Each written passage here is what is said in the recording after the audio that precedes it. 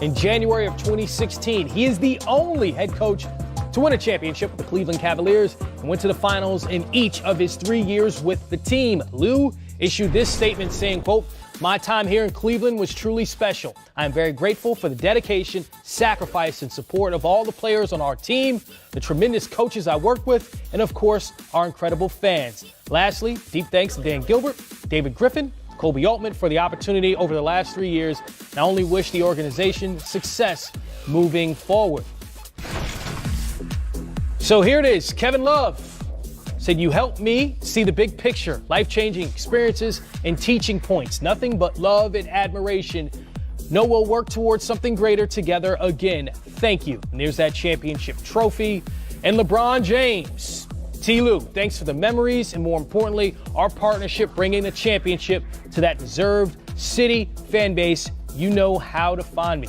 One of the people Ty Lue mentioned, David Griffin, the GM of the Cavs, when Ty Lue was hired, is here now. Familiar face, friend of the program. Griff. Got the memo? We're all Look at this coordination. I got a flip phone. It's That's why I didn't get the Cavs memo. colors tonight because we knew you'd have a reason to come in.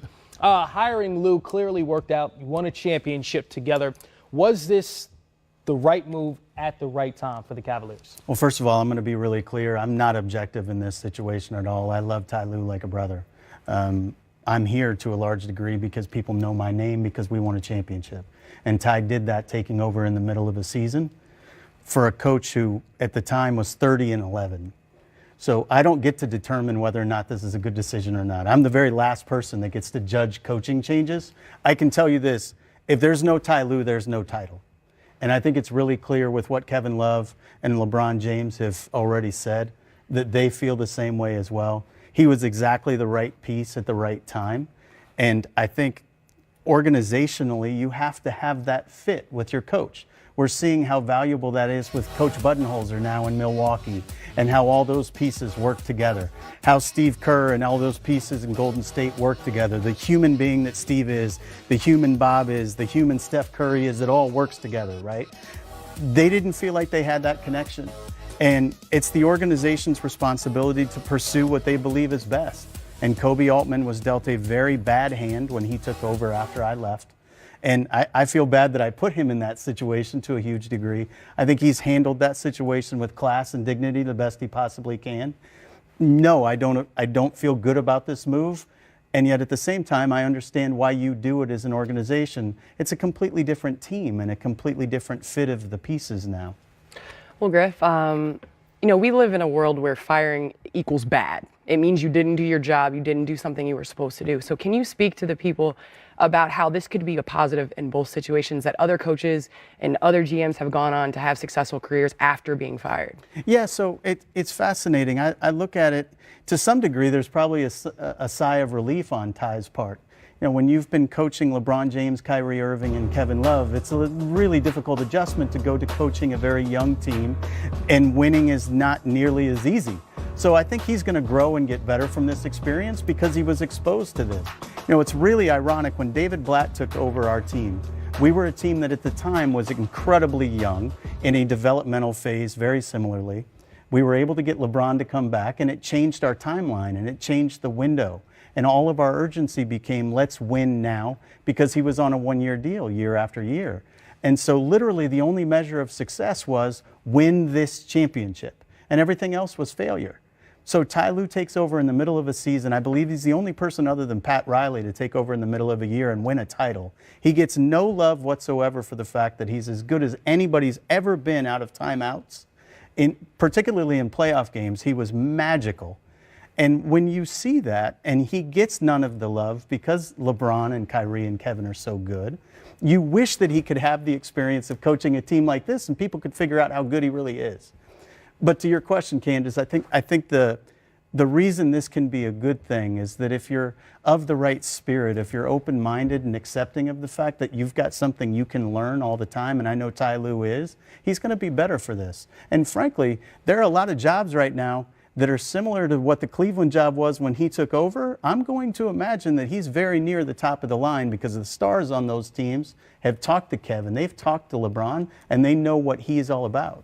You know, and I agree with you, Griff. I think he'll be fine. But bigger picture, when you look at this Cavs roster, the philosophy moving forward, they're facing some challenging times. We know they're not going to be a destination point for free agents. Their ability to draft is going to be critical, and whether or not they can get a really good deal. I got to believe that they're going to try to move Kevin Love in January. It almost has to happen in order for them to have any kind of a future, I believe. And I'd be interested to hear your thoughts on that moving forward. Well, when they signed Kevin Love, I really felt like it was buying optionality to a huge degree. I know Kevin really wants to be part of what they're building in Cleveland, and I think Cleveland really wants Kevin to be there as well. You know, it's meaningful when a guy who is as good as Kevin Love is wants to marry himself to your organization because, GA, to your point, they're not a free agent destination. So when a multi-time All-Star and NBA champion wants to marry himself to your organization, you feel really good about that. But the contract he signed was a very good one. They worked together, Kobe and Kevin Love's camp, to ensure, I say his camp, it's his agent, obviously. And I feel like they've done a really good job of putting the contract together in such a way that they bought optionality. And if you are a team that's trying to win now, Kevin Love's piece of paper is a very attractive one. It's not an onerous number. It's not going to be in the 40s at any point. It's not one of those type of contracts. So I think they would be able to move him.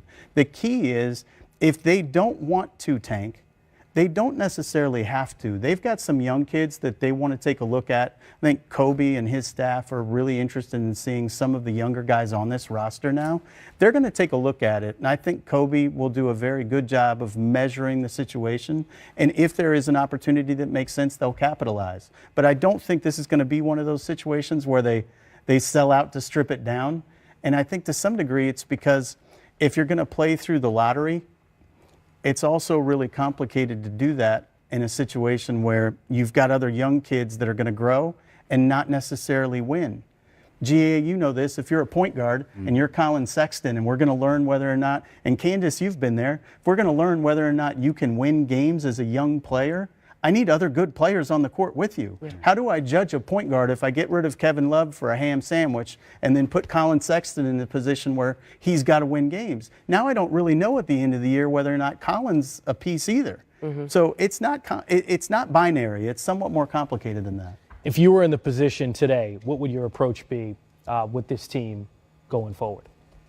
You know, I'm not even going to try to answer that because all of the circumstances that have been brought to bear here, I'm not part of. I don't have a feel for the pulse of the locker room. I don't understand what they're going through in terms of what their mindset is. If their spirit is such that they want to try to take a run at winning, I think you can continue to do that. Nothing's going to befall you as long as Kevin stays healthy, right? And the other assets stay healthy. If you just play it out and wait for the right opportunity. And again, you could see them start to gather some momentum. Their schedule is very favorable now in the next few games. And I'm sure that played into the decision making as well. I don't think it's as rosy or as optimistic there. And I'm not trying to be overly optimistic. I think they are tremendously challenged. And it's not just a matter of wanting to look at Seti or Colin Sexton, because even if they develop, I don't know that either is going to be an all-star caliber player. And so they're going to have to rebuild. They are, whether they try to tank or not, they are tanking. Yeah, they're in the midst of it now. They're not going to be very good this year. So the question is, what's the best scenario to allow us to have a bright future? And I don't see a scenario that makes sense as presently constructed where Kevin Love's a part of it. And I think partly why they did the deal with Kevin was for that optionality, so that they could potentially make a move and acquire maybe a couple first-round picks. Because at this point, that's all you're going to have to give your fan base. You know, and we all know Kevin Love's a terrific player. I mean, he's a stud. I think he's going to be a future Hall of Famer. Having said that, he's a complimentary star. And so for a guy of his talent, he's not good enough to be your best player and you be relevant. And so if I'm Cleveland, I'm thinking about what's my vision for our organization moving forward, philosophically. What style do we want to play? How do we want to go? And I think bigger picture, they got to be looking at finding a coach that can develop young players, because that's the other thing with Ty. Ty wants to coach, not teach. When you've gone to 4 straight finals and you've got a veteran-laden team, he can just basically say, we want to do X, Y, and Z, and a team can orchestrate that. When you got young players, you have to teach. And a lot of that player development is a tremendous challenge for veteran savvy coaches. So Cleveland, Kobe's going to have he's got to figure that part out. And I'm not saying he may have a philosophy and a strategy moving forward, but it's going to be a painful one over the next couple of years. Well, part of the strategy, I think, is that it was very possible LeBron was going to leave. And we knew that even back when I was there. Because he was signing contracts 1 year at a time without giving a long-term commitment, it was fairly obvious the writing was on the wall. At some point, the organization was going to need to pivot. So when you look at their books into the future moving forward, they've got very clean books, even with Kevin Love on the books. After this season, they're going to be very well positioned to actually take on players, get assets for doing it. They're going to be able to very quickly pivot to full rebuild. So they don't have to do that today. And the worst thing you do is if you make a deal with Kevin or you make a deal with any of your other veterans that are going to be appreciated by playoff teams, if you make any of those deals, you can't get pennies on the dollar for it simply because everybody says you have to start the rebuild. Again, it's not binary. Look at what Boston did. Boston played the long game over and over and over again. They never completely tanked. They got Jason Tatum with someone else's pick because they did this in a very long, sustained, mindful way. Cleveland can do the same thing. It doesn't have to be all or nothing. And because they were in a position financially, and we had always put ourselves in a position where if LeBron left, there was going to be a pivot available. And they have that now. And so if they watch their players this year and it works, which I think many are going to be skeptical of, then they're going to be in a good shape. And if it doesn't work, then they have to do what they always knew they were going to have to do all along. To your point about Tyronn Lue and the player development, I think Cleveland's going to really focus their efforts now on finding someone who brings in sweat equity, a la Kenny Atkinson in Brooklyn. Mm-hmm. He's done a magical job, in my opinion, in Brooklyn of establishing a culture of work and accountability. And that's what they need to do. You know, young players require that. You don't walk in the door knowing what you're supposed to do. You need somebody to show it to you. And the whole Cavalier existence was about this championship. It wasn't building an entire staff around player development. So it's going to take some time to get that done. LD is going to do a phenomenal job in the short term as a coach, and if he wants to be there long term, I believe he could build a terrific player development staff as well. But that's not what their focus has been on. So GA, you're right, it's going to take some time. Yeah.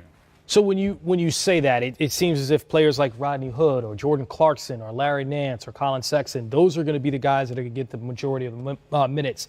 So what do you do with some of those other veterans on the team right now, like Kyle Korver or even a J.R. Smith? Do they still have value in the trade market?